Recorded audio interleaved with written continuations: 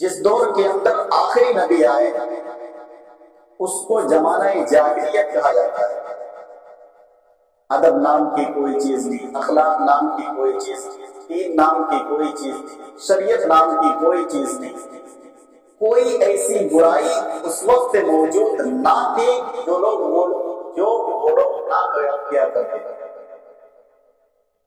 عرب کے اندر اور خاص طور پر مکہ کی سرزمین کے اندر ساری برائیاں موجود تھیں۔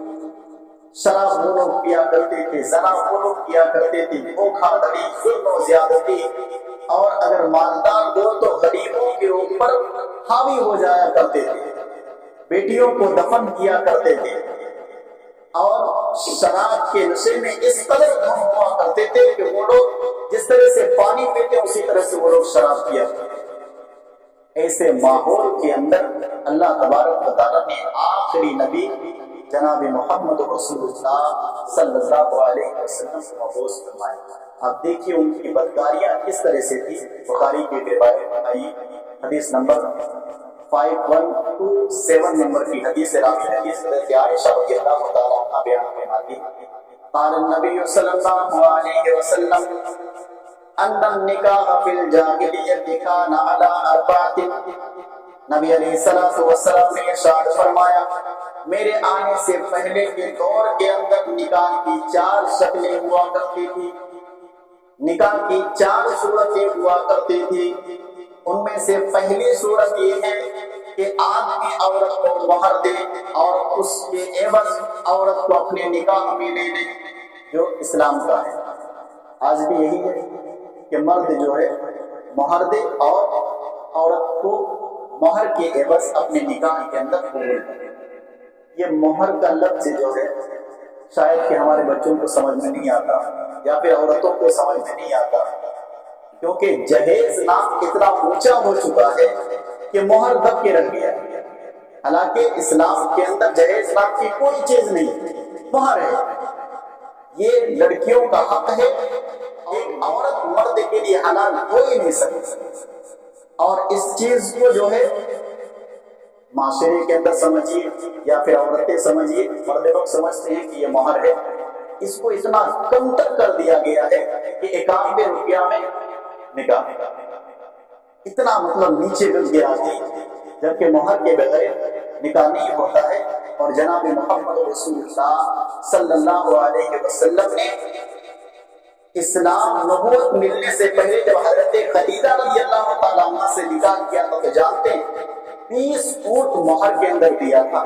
20 اونٹ کی قیمت کیا ہوگی آپ اندازہ لگائیں، 101 روپیہ، 151 روپیہ، 51 روپیہ میں شادی مذاق بنا کے رکھ گیا۔ اس کو مذاق بنانا نہیں چاہیے، جو حق ہے ان کو حق کے طور پر دیا جائے۔ اللہ کے نبی جناب محمد رسول اللہ صلی اللہ علیہ وسلم نے ارشاد فرمایا زمانہ جاہلیت کے اندر نکاح کی 4 شکلیں ہوا کرتی تھی، صورتیں ہوا کرتی تھی۔ ان میں سے پہلی شکل جو اسلام کے اندر ہے اور اسلامی قانون ہے، لڑکا لڑکی کو مہر کے اندر مہر دے اور اسے اپنے نکاح کے اندر زوجیت کے اندر قبول کرے۔ دوسرا یہ تھا کہ ایک شوہر کے پاس ایک بیوی ہوا کرتی تھی، اپنے علاوہ کسی غیر مرد کے ساتھ بھیج دیتا تھا، اور جب وہ حاملہ ہوتی تھی تو وہ شوہر چاہتا تو اسے اپنے نکاح میں رکھتا یا پھر اسے نکاح سے نکال دیتا یا اس آدمی کے پاس بھیج دیتا جس آدمی کے پاس اس نے شادی کے بعد اس نے بھیجا تھا، کیونکہ دوسرے مرد سے ہونے والے بچے بڑھانے اور اچھے ہوتے۔ کیا سوچتے ہیں؟ آج کوئی بھی مذہب ہو، کسی بھی غیرت پر آدمی اپنی بیوی کو کسی پرائے مرد کے پاس کبھی نہیں بھیج سکتا، اس کے کسی کی غیرت یہ گوارا نہیں کر سکتی۔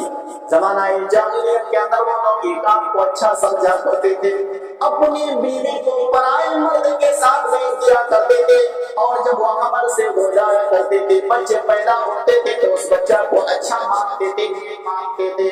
یہ دوسری شکل تھی زمانہ جاہلیت کے اندر شادی کی۔ آپ اندازہ لگا سکتے ہیں کہ کتنی زیادہ بدکاریاں ہوا کرتی تھی۔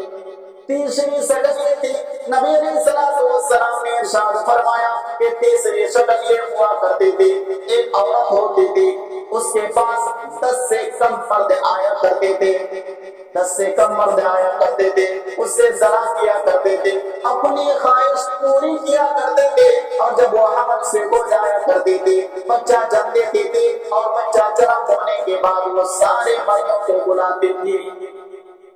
जितने लोग उनके पास आकर के ज़ना किए थे और अपनी ख्वाहिश को पूरे किए थे, वो 10 से कम की टीम उनके पास हाजिर हो जाया करती थी।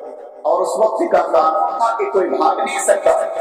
जब वो बुलाती तो सारे के सारे लोगों को आना जरूरी और लाजमी हो जाया करता था। ये सारे लोग जब आ जाते थे, ये औरत कहती थी कि तुम्हारा और मेरा मामला तो तुम लोग बेहतर जानते हो। तुम लोग मेरे पास आया करते थे और अपनी ख्वाहिशात पूरी किया करते थे। आज मैं बच्चे की माँ बन चुकी हूँ और मेरे बदन से बच्चा या बच्ची पैदा हुई है।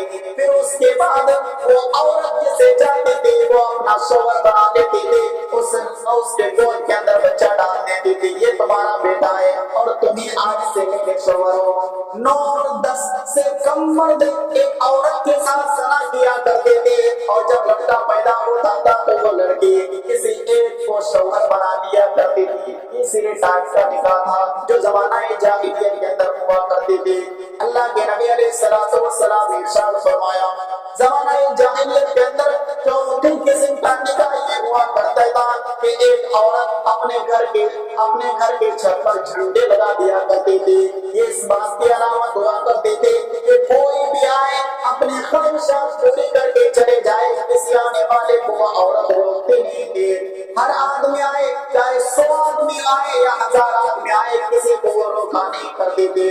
फिर जब वो अमल से हो जाया करते थे तो वो सारे लोगों को बुलाती थी, जितने लोग आए आ जाए, और वो अपने घर के बाहर जो है झंडे लगा देती थी। ये इस अलामत होती थी कि कोई भी आए अपनी ख्वाहिश को पूरी करके चला जाए। जब वो अमल से होती और बच्चा जन्म देती, बच्चा पैदा कर देते तो ऐलान कर देते कि फलाने औरत के घर के अंदर बच्चा पैदा हुआ है। जितने भी लोग उस काम के अंदर शरीक है, सारे के सारे लोग वहां पर जमा हो जाए, और जमा होने के बाद एक लाइन के अंदर खड़े हो जाया करते थे, और फिर एक आदमी को बुलाया जाता जो उस बच्चे के नाक और नक्शा, चेहरा वगैरह वो मिलाता किस मर्द से मिलता है।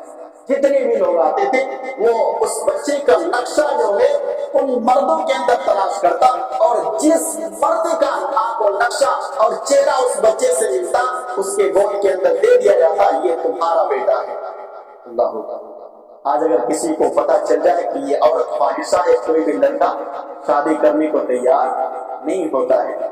लेकिन जमाना जाहिलियत के अंदर इतनी फहाशी, इतनी ओरियानियत, इतनी बुराइयां थी कि वो लोग इसको अच्छा काम समझा करते थे, और निकाह पे ये माहौल दिखाया करते थे कि इस तरह से निकाह हुआ करती थी। ऐसे दौर के अंदर अल्लाह तबारक व तआला ने आखिरी पैगंबर, आखिरी नबी जनाब मोहम्मद रसूलुल्लाह सल्लल्लाहु अलैहि वसल्लम को मबूस फरमाया।